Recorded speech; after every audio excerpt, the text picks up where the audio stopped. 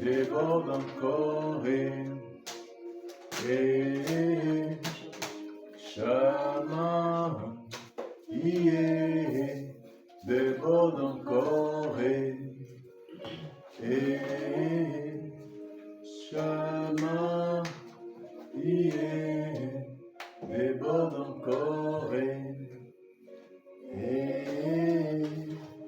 Shama, yeah, déborde encore et Shama, yeah, déborde encore et Shama, yeah, déborde encore et Shama, yeah, déborde encore et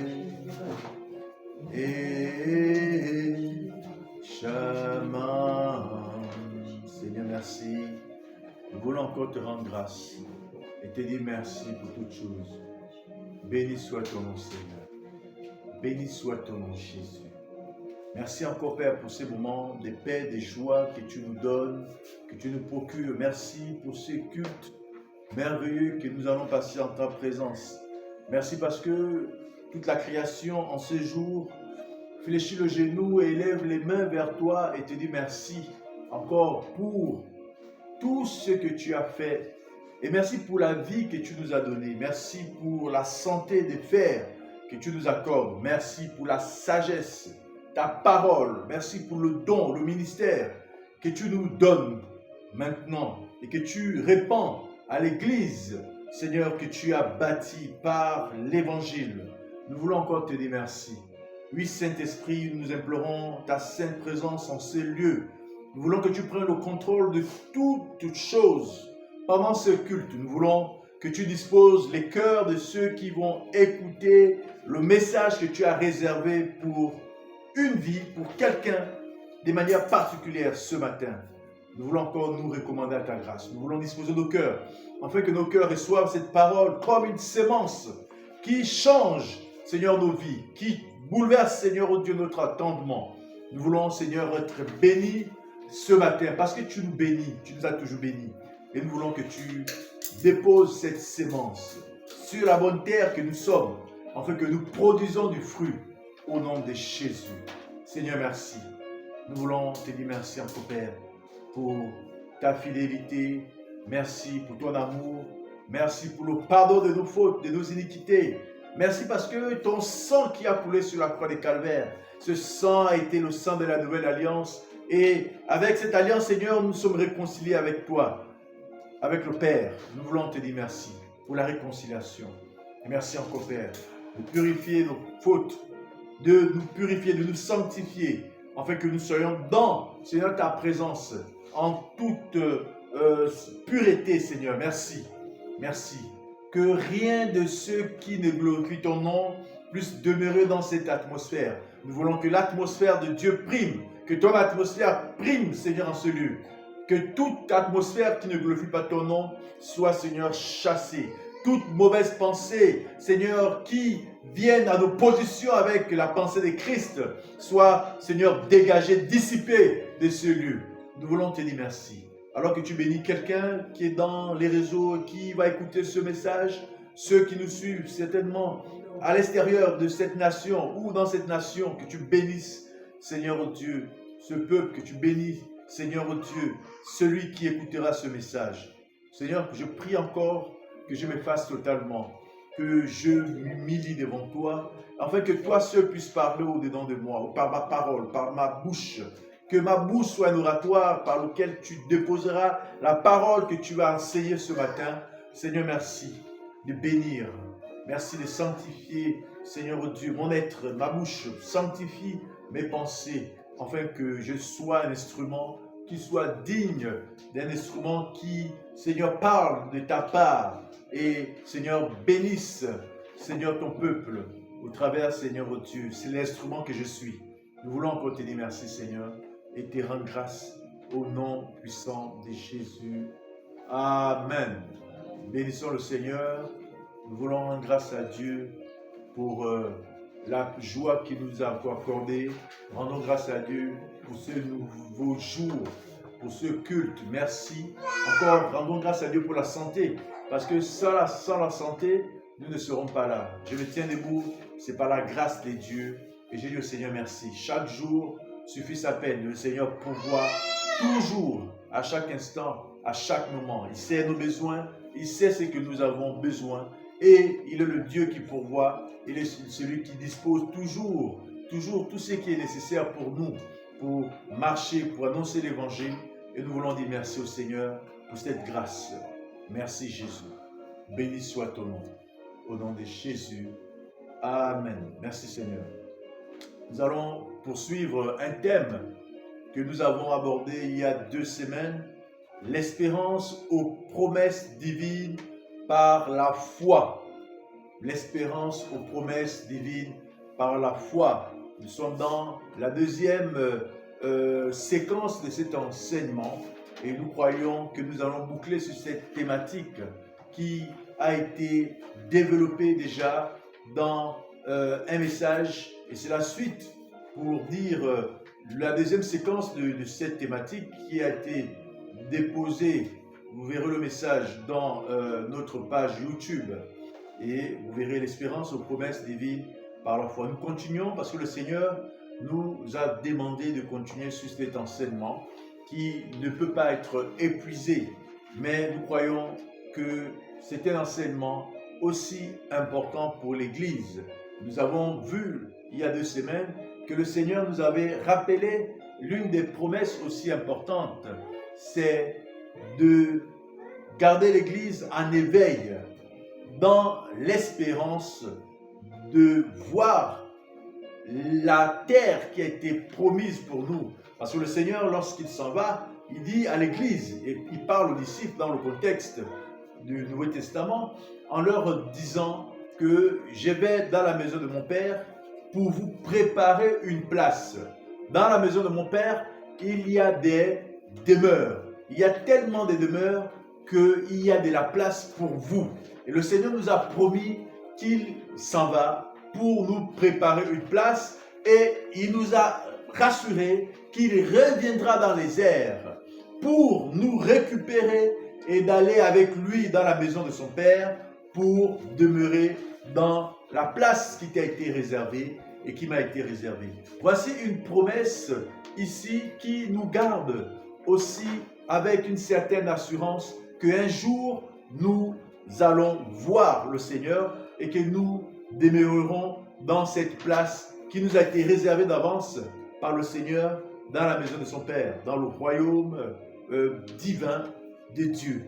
Et nous croyons. C'est pourquoi nous avons la foi en tant qu'enfants de Dieu de proclamer, de déclarer, d'enseigner et d'évangéliser les gens en leur disant que tout est possible, que toi aussi qui n'as pas encore fait cette réconciliation avec le Père, toi qui n'as pas encore reçu le Seigneur Jésus, parce que Jésus est mort sur la croix pour sauver ceux qui étaient perdus. Et ceux qui étaient perdus, ceux qui étaient dans la perdition, concernent bien sûr toi qui nous suis, moi qui suis présentement là, et nous avons été sauvés. Le péché était le mal qui séparait l'homme d'avec Dieu. Et Jésus, par son sang, ce sacrifice qui est le sacrifice qui a ôté le péché, le sacrifice qui a ici renoué l'alliance avec le Père, et on parle de la nouvelle alliance, nous avons été réconciliés par le sacrifice de Christ sur la croix. Tu as été réconcilié. Et la Bible déclare dans Jean 3, à partir du verset 16, qu'il y a tous ceux qui l'ont, Jean 3, que Dieu a tant aimé le monde, du moins qu'il a donné son Fils Jésus-Christ sur la croix, afin que quiconque croise en lui ne périsse point, mais qui ait la vie éternelle. Et il en va de soi pour toi aussi d'accepter de faire cette réconciliation avec le Père en acceptant le Fils qui est Jésus, et assurément tu feras partie des rachetés de Dieu. Je dis bien des rachetés de Dieu. Nous avons été rachetés. C'est pourquoi le Seigneur a tellement de promesses qu'il a laissées à son Église. avant de faire son ascension, il a déclaré des promesses. Et l'une des promesses, et je le réitère, c'est de préparer une place. Et je crois par la foi qu'il y a une place qui m'a été préparée par le Seigneur. Et je crois, et j'ai l'espérance qu'un jour, je verrai le Seigneur parce que je ne l'ai pas vu visiblement, mais je le vois à chaque instant que je me connecte avec lui en esprit. Mais je le verrai un jour avec mes yeux et je verrai le Seigneur. Sur cette table, nous serons ensemble sur cette table, nous souperons ensemble et assurément, je le verrai aussi dans la demeure de notre Père. Nous bénissons pour cette promesse aussi importante. Nous allons lire dans Genèse 12. Plus que nous parlons de l'espérance, il n'y a pas d'espérance sans avoir la foi. En principe, la foi est un don que Dieu nous a donné. Dieu a donné le don de la foi à tout croyant, ceux qui croient en Christ.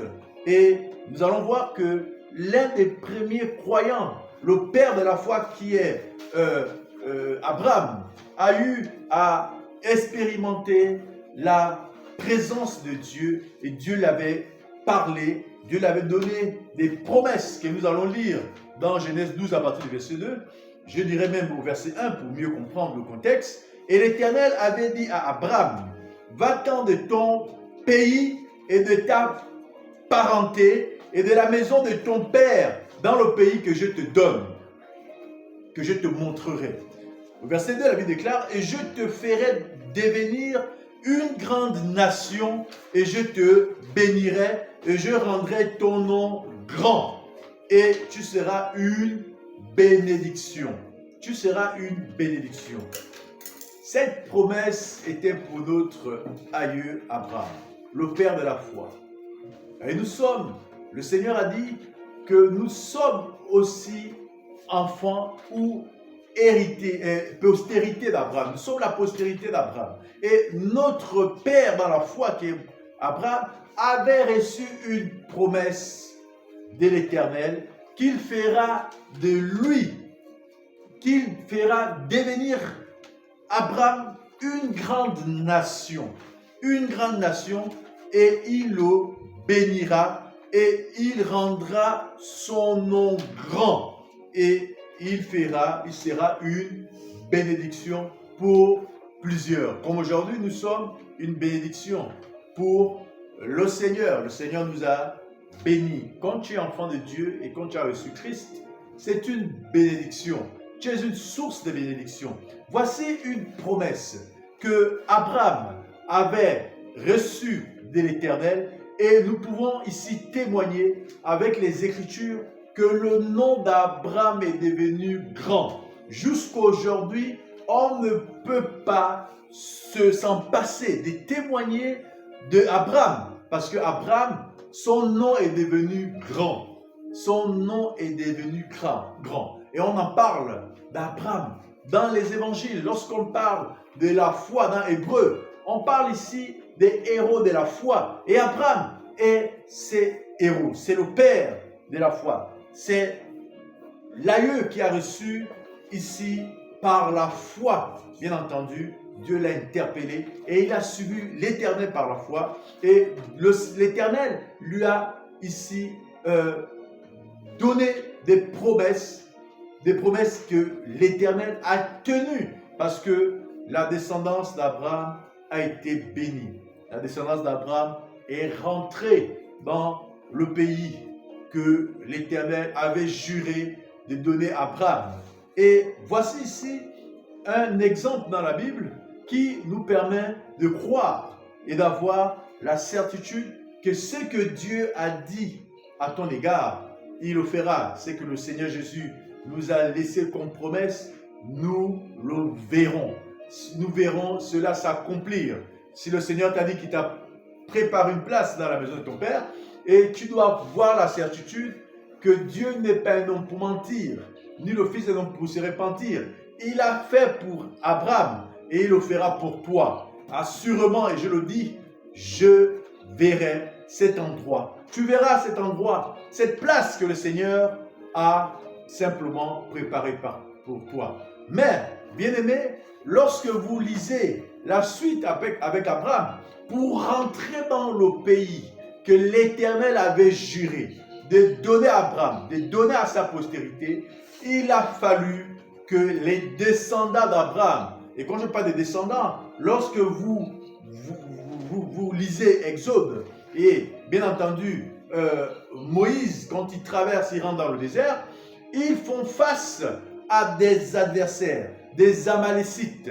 Amalek, qui était ici l'adversaire et l'ennemi juré du peuple hébreu, va faire face à ce peuple, va lutter, va empêcher au peuple de Dieu et à Moïse de rentrer, de prendre possession de l'héritage, de la promesse divine. Bien-aimés, vous ne pouvez pas prendre possession de cette promesse si vous ne marchez pas selon la foi. C'est pourquoi l'espérance aux promesses divines ne peut que être acquise, d'accord, avec la foi. Il n'y a que la foi, il n'y a que manifester la foi et persévérer, combattre, bien entendu, lutter contre l'adversité pour saisir ces promesses. Ce n'est pas des promesses qui sont simplement pourvues sans toutefois avoir la foi. Vous savez, dans Hébreux 11.1, on rappelle toujours ce verset qui définit un peu la foi comme étant une ferme assurance des choses qu'on espère. Une ferme assurance des choses qu'on espère. Mais cette espérance, ces promesses ne sont pas encore matérialisées.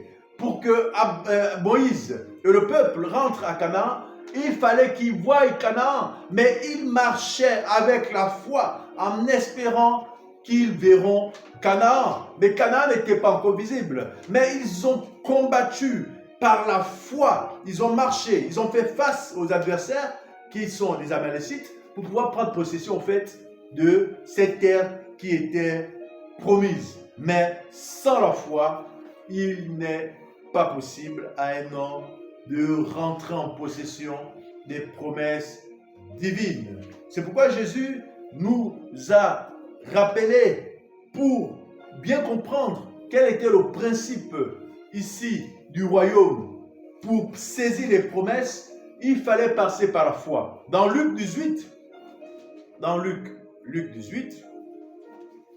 lire Luc 18, Jésus va rappeler, et nous l'avons lu déjà, à partir du verset 8, il va dire, je vous dis que bientôt il leur fera justice. Je leur dis, il va dire, mais le Fils de l'homme, quand il viendra, trouvera-t-il de la foi sur la terre? Quand le Fils de l'homme reviendra, quand notre Seigneur reviendra dans les airs pour récupérer son Église que nous sommes, est-ce que quand il viendra, il trouvera de la foi sur la terre? Vous savez, il y a des signes précurseurs de l'avènement de Christ.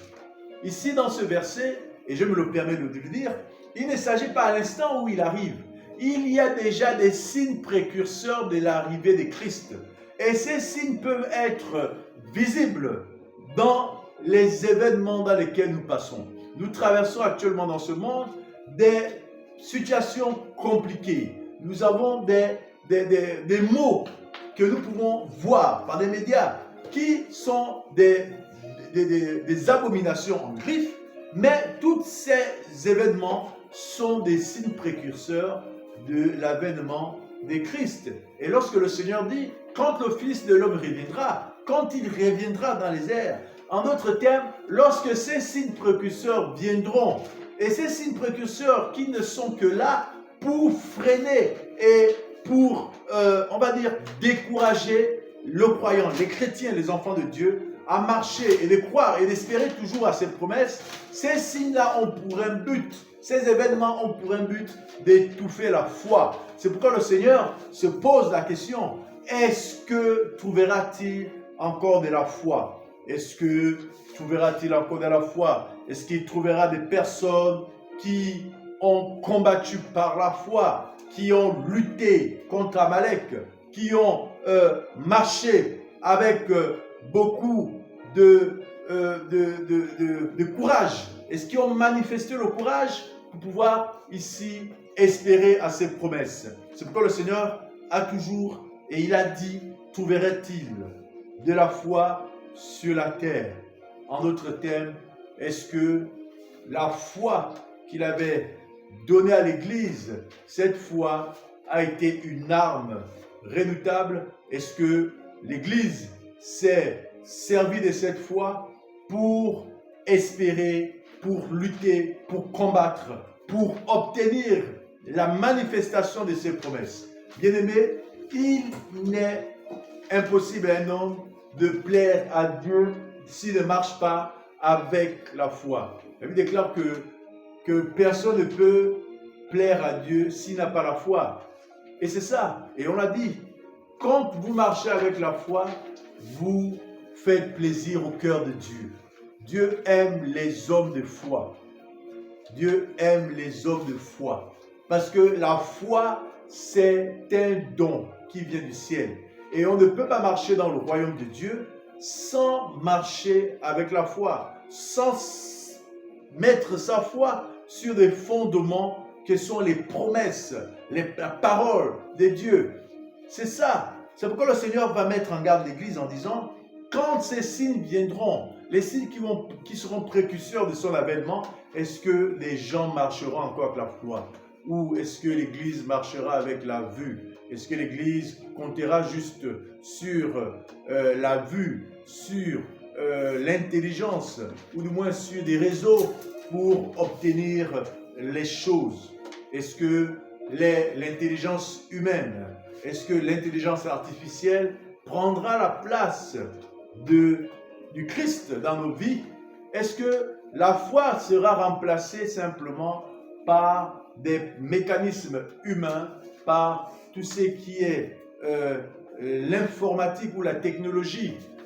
Est-ce que la foi prendra, du moins ces choses prendront place à la foi? C'est pourquoi le Seigneur met en garde dans Luc 18 à partir du verset 8, trouverait-il ou trouvera-t-il encore de la foi sur la terre?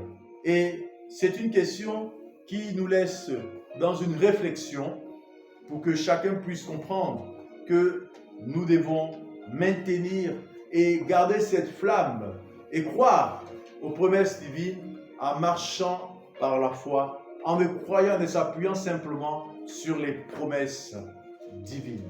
Nous allons lire dans Exode 18 pour ici étayer comment Moïse et Josué, comment Caleb se sont engagés, d'accord, à aller combattre Amalek. Bien-aimés, vous ne pouvez pas, bien entendu, marcher avec le Seigneur sans toutefois faire face, bien entendu, à des adversaires. Parce que pour prendre possession des promesses, il faut faire face aux adversaires, aux ennemis. Il y a des obstacles qui feront face à vous. Et il faut être prêt à faire face à ces adversaires. Dans Exode 18, Exode 17, autant pour moi, Exode 17,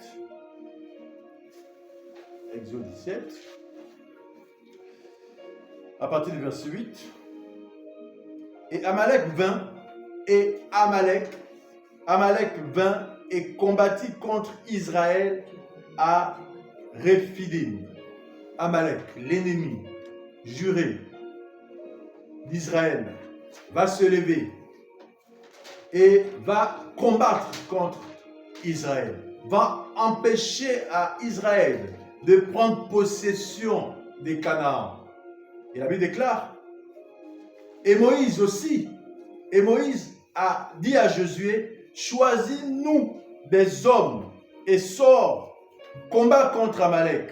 Demain je me tiendrai sur le sommet de la colline, la verge de Dieu dans ma main. La verge que Moïse tenait, c'est l'autorité de Dieu. Dieu avait donné l'autorité à Moïse. Et Moïse va donner les consignes à Josué pour aller bien entendu combattre Amalek. Bien-aimés, voici ici une preuve qui est tangible dans l'Ancien Testament, dans ce livre d'Exode, que le peuple d'Israël et Moïse, bien entendu, vont faire face à un adversaire qu'on appelle Amalek, qui s'est opposé au peuple, à Moïse, au peuple d'Israël, de prendre possession de la promesse divine qui était Canaan. Ici, c'est juste pour vous dire, vous ne pouvez pas élever votre niveau dans la prière, dans la foi, en espérant que ces promesses, vous les saisissiez avec, bien entendu, votre main. Et la Bible déclare, et Moïse fit, et bien entendu, combat contre Amalek. Demain, je me tiendrai sur le sommet. Donc Moïse va s'étendre sur le sommet de la colline, la verge de Dieu dans ma main. Au verset 10, et Josué fit comme Moïse lui avait dit, pour combattre contre Amalek. Et Moïse, Aaron et Hur montèrent au sommet de la colline. Monter sur la colline, c'est manifester la foi. La colline ou le mont dans lequel ils vont aller, c'était simplement pour aller prier. Et la foi ne peut être manifestée que si et seulement si on est connecté avec l'Éternel des armées. Et le chrétien manifeste la foi chaque fois que vous allez croire, manifester la foi, vous vous connectez tout simplement avec Christ. J'expliquais, pour prendre l'exemple d'une connexion qui est aussi palpable. La Bible déclare que Christ est l'auteur et le consommateur de la foi. Lorsque vous activez la foi, vous vous connectez à la source. Et l'exemple, bien sûr, du Bluetooth, que j'aime bien utiliser, lorsque vous connectez votre Bluetooth, vous l'activez, vous vous connectez avec un autre appareil, dans le but soit de télécharger des informations. Et Christ est notre connexion, parce que un Bluetooth ne reconnaît qu'un Bluetooth. Donc l'auteur, bien entendu, de notre foi, c'est Christ. Et Moïse et Aaron et Hur vont aller prier sur la montagne avec l'autorité de Dieu sur la main qui était la verge. Et ils vont se connecter à Dieu. Connecter pourquoi? Pour combattre, pour faire face à Amalek. Bien-aimés, si vous n'élevez pas votre niveau de foi, les disciples ont été humbles de dire à Jésus, augmente-nous la foi. Si votre foi semble très très faible, c'est avec humilité qu'il faut demander à celui qui en est l'auteur, le consommateur de la foi, de vous l'augmenter. Et bien entendu, vous connaissez l'histoire, lorsque Moïse leva les mains, l'ennemi recula. Lorsque Moïse leva la main, l'ennemi recula, Israël prenait le dessus. Et lorsque Moïse baissait les mains, vous connaissez l'histoire, l'ennemi avançait et Israël reculait. Lorsque Moïse baisse les mains, cela veut dire que lorsque vous commencez à n'avoir plus la foi, lorsque le doute commence à vous gagner, votre foi commence à prendre un coup. Et là, si votre foi prend un coup, l'ennemi prend le dessus sur vous. Et il y a beaucoup de choses dont on va enseigner prochainement qui font en sorte que votre foi commence à être étouffée. Vous savez, l'ennemi met des stratégies un peu partout pour, ici, vous diminuer, vous déstabiliser, afin que vous n'ayez même plus l'espérance des promesses, des choses que le Seigneur nous a réservées. C'est pourquoi, chaque fois que Moïse levait les mains, et chaque fois qu'il baissait les mains, on voyait bien l'ennemi progresser. Et Aaron, lorsque vous allez lire, et Hur, vont saisir les mains de Moïse pour lever les mains de Moïse. Et à chaque fois que les mains de Moïse étaient levées, les mains de Moïse tenaient la verge qui était l'autorité de Dieu. L'autorité de Dieu. Et lorsque cette main était levée, l'ennemi Amalek reculait. Bien-aimé, garde la foi. Demande à Dieu de t'augmenter la foi. Demande à Dieu de ne pas baisser. Demande au Seigneur de te tenir ferme, d'avoir la fermeté sur la foi, de ne pas fléchir face aux adversaires, aux contraintes de la vie. Oui, il y a tellement de péripéties de la vie qui font en sorte que vous baissez les bras, que vous vous refroidissez. Mais j'ai une bonne nouvelle pour toi. Jésus est avec toi. Jésus t'a donné l'autorité de marcher sur les scorpions et les serpents. Dans Luc 10, à partir du verset 19, l'autorité nous a été donnée. comme Moïse avait l'autorité, la verge de l'Éternel dans ses mains, toi, en tant que nouvelle alliance, la nouvelle créature, dans la nouvelle alliance, tu as reçu l'autorité de marcher sur les scorpions et les serpents. Et cette autorité, c'est la foi qui t'a été donnée.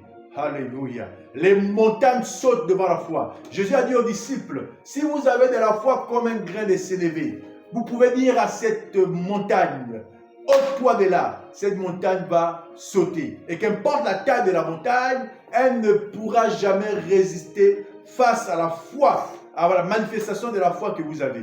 Alléluia. C'est une bonne nouvelle d'avoir la foi. Et aucune montagne ne peut résister face à vous. Parce que vous avez eu l'autorité de marcher sur les scorpions. Vous avez eu l'autorité de dégager simplement les montagnes qui vous empêchaient de voir plus clair et de voir au loin la promesse qui était visible, mais qui était masquée par ces montagnes. Et ces montagnes faisaient en sorte que vous vous découragiez, que vous ne voyez plus au loin la promesse divine. Vous savez, les promesses divines ne sont que visibles dans l'atmosphère divine. Lorsque vous avez la foi, vous avez une photographie des choses, des promesses divines dans l'esprit. Dans l'esprit, vous voyez des choses que beaucoup ne voient pas lorsque vous êtes un homme ou une femme de foi. Mais lorsque les montagnes se mettent devant vous, vous ne les voyez plus. Votre vision est trouble. Mais la Bible déclare que si vous avez une foi, même comme un grain de sénévé,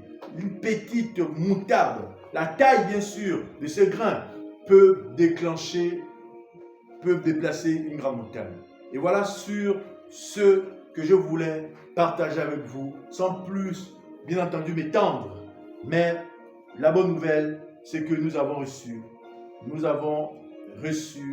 l'autorité de marcher sur les scorpions. Nous avons reçu la foi comme étant un gage qui nous différencie des autres nations. Et nous voulons bénir le Seigneur. Nous voulons rendre grâce à Dieu pour ce qu'il a fait.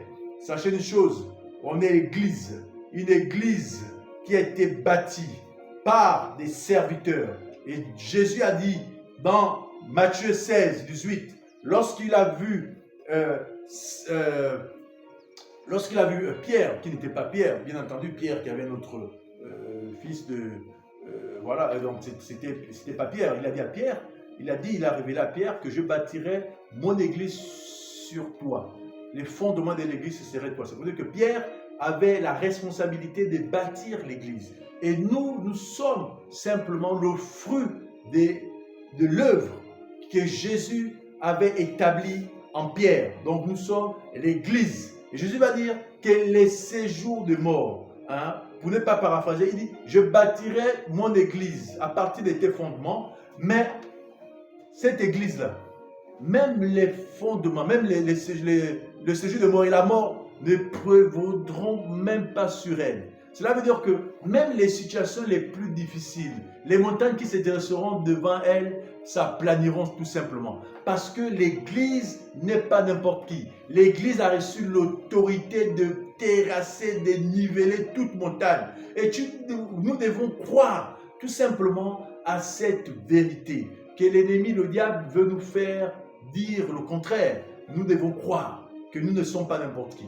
Et je bénis le Seigneur parce que tu n'es pas n'importe qui. Je ne suis pas n'importe qui.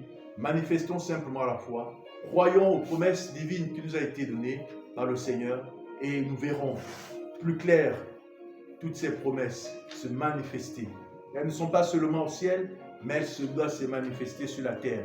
Et je crois que nous verrons des choses aussi extraordinaires, que tu verras des choses que tu n'as pas encore vues, mais c'est matérialisé parce que tu vas demeurer connecté tout simplement à la source, comme Moïse est resté connecté à l'Éternel en levant la main, en présentant la verge qui était l'autorité qui lui avait été donnée. Il a gagné sur Amalek. Et le peuple d'Israël a battu Amalek et ont pris possession de leurs promesses. Qu'il en soit ainsi pour toi qui suis ce message, que le Seigneur te bénisse, que le Seigneur manifeste sa grâce au travers de toi et que tu sois un témoin de Christ et que tu témoignes aussi à d'autres nations qui n'ont pas cru et qui espèrent réellement à prendre possession des promesses divines sur leur vie, de se connecter à la source qui est Jésus. Que le Seigneur te bénisse. Au nom de Jésus. Amen, amen, amen. Béni soit ton nom, Seigneur. Alléluia.